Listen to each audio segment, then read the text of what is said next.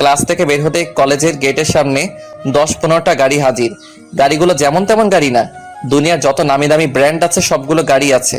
Mercedes, Lamborghini, সবাই তো গাড়িগুলোর দিকে হা হয়ে তাকিয়ে আছে। ওরা নিজের স্বচক্ষে কখনো এমন গাড়ি দেখবে কিনা তার কোনো নিশ্চয়তা নাই। আমি মার্সিডিজের দরজা খুলে ভিতরে বসে যাই, সাথে আরও আছে। এখন সবার কনফিউশন দূর হয়ে গেছে যে আকাশ মাহমুদকে।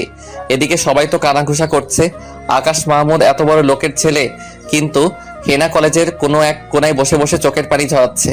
সে নিজেকে নিজে ধিক্কার দিতে থাকে। ছি হেনা, তুই নিজেকে কোটিপতি আর মডার্ন মনে করতি, তুই নিজেকে এলিট ক্লাস দাবি করতি। আজ দেখ তোর পরিণতি। তুই যাকে ছোট লোক আর খ্যাত বলতি, ওর বাসার কাজের লোকও তোর থেকে বেশি মডার্ন আর যোগ্যতাশীল। ছি হেনা, কিভাবে পারলি এমন একটা ছেলের মন নিয়ে খেলা করতে? এত বড় মাপের একজন মানুষ হওয়ার পরেও নিজের টাকা আর নিজের পজিশন নিয়ে অহংকার করেনি, আর তুই সামান্য একটা ওসির মেয়ে হয়ে এত দেমাগ তোর। আমি নিজেকে ধিক্কার দিয়ে কান্না করতে লাগলাম। আমি ড্রাইভারকে বলে সোজা গাড়ি টান দিয়ে থানায় গেলাম। আজ ওসির 12টা বাজাবো আমি। ড্রাইভার আমার কথা মতো গাড়ি টান দিয়ে থানার সামনে নিয়ে যায়। এদিকে আরুর তো মাথা ভোবো করে ঘুরছে, এত দামি গাড়িতে সে কোনোদিন ওঠেনি। আরে উঠা তো দূরের কথা, সে নিজের স্বচক্ষে দেখেনি। সে ভাবতেই পারছে না আমি শহরের নাম করা কোটিপতির ছেলে। আমি থানায় গিয়ে সোজা ওসির কাছে চলে যাই। কিরে গরিবের বাচ্চা, আজ কি মনে করে থানায় এলি? ওই দিনে ধুলাই তো মনে হয় কম হয়ে গেছে। এই ওসি, গলা নামিয়ে কথা বল। তোর মতো 2 টাকার ওসি আমার পকেটে থাকে। আমি ওসির অনুমতি না নিয়েই চেয়ারে বসে পড়ি, আর ওসি টেবিলে পা তুলে দেয়। ওসি তো মেজাজ খারাপ হয়ে যায় আমার কর্মকাণ্ড দেখে। এই ছোট লোক, তোর কত বড় সাহস, তুই আমার সামনে এসে আমার টেবিলের উপরে পা তুলে দিস? একে তো অনুমতি নিসনি, তার উপরে আবার বেয়াদবি করছিস। এই ওসি, গলা নামিয়ে কথা বল, না হয় কণ্ঠনালীটা সোজা লক করে ফেলবো। তুই বাপ চিনতে এখনো ভুল করেছিস। বলেছিলাম না একক দর্শকের সব হিসাব করব, সময়টা এসে গেছে। ওসি তো সেই লেভেলের খেপে গেছে। এই বেয়াদবের বাচ্চা, আমার সাথে বেয়াদবি?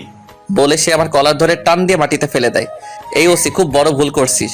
পুরনো হালখাতার হিসাব এখনো বাকি, তার উপরে নতুন করে আবার হিসেবের খাতা ভারী করছিস।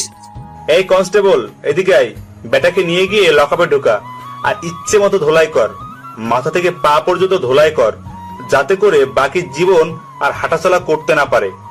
আরু দাঁড়িয়ে দাঁড়িয়ে সব দেখছে, কারণ আসার সময় আকাশ ওকে বারণ করে দিয়েছে। আরু মনে মনে ভাবছে, আজ ওসির শেষ দিন, কত বড় তুফান আসতে চলেছে তার কোনো আইডিয়া নেই। কনস্টেবল আমাকে নিয়ে গিয়ে লকআপে ঢুকালো। ওসি হাতের মধ্যে বড় একটা রোলার নেয়, আর বাকি 2-3 জন কনস্টেবল হাতের মধ্যে রোলার উঠিয়ে নেয়। আমাকে ওরা লকআপের মধ্যে ঢুকিয়ে শিকল দিয়ে হাত পা বেঁধে ফেললো। ওসি রোলারটা দিয়ে যেই না আমাকে মারতে যাবে, তখনই পুরো থানা কাঁপতে আরম্ভ করে। কনস্টেবল একজন দৌড়ে এসে বলে, স্যার, রানা মাস্তান থানা এসেছে, তার সাথে কয়েক শতাধিক ছেলে পেলে। ওসি তো কলিজা কাঁপা শুরু করলো। রানা ভাই থানায় কেন? আল্লাহ জানে আজ কপালে কি লিখে আছে। ওসি রানাকে জমের মতো ভয় পায়। শুধু ওসি না, শহরে যত নামি দামি ব্যক্তি আছে সবাই রানাকে বাঘের মতো ভয় পায়। ওসি লকআপ থেকে বের হয়ে রানার কাছে যায়। ভাই আপনি হঠাৎ এখানে? আর ভাই আপনি কেন কষ্ট করে আসতে গেলেন? আমায় একবার শুধু ফোন করে বলতেন, আমি চলে যেতাম। ওসি এক কনস্টেবলকে বলল, এই তোরা দাঁড়িয়ে দাঁড়িয়ে কি দেখিস? যা ভাইয়ের জন্য চা নিয়ে আই। ওসির তো ভয়ে বুক ধুকবুক ধুকপুক করছে। বাকি থানার যারা আছে কারোর কলিজায় পানি নাই, কারণ রানা মাস্তান থানায় এসেছে। ওর নাম শুনে নাই, এই শহরে এমন একটা মানুষও নাই। ওর নাম নিয়ে ভয় দেখে বাচ্চাদেরকে মা ঘুম পাড়ায়। এই ওসি, তোর খেল খতম। তোর নাকি অনেক পাওয়ার বেড়েছে।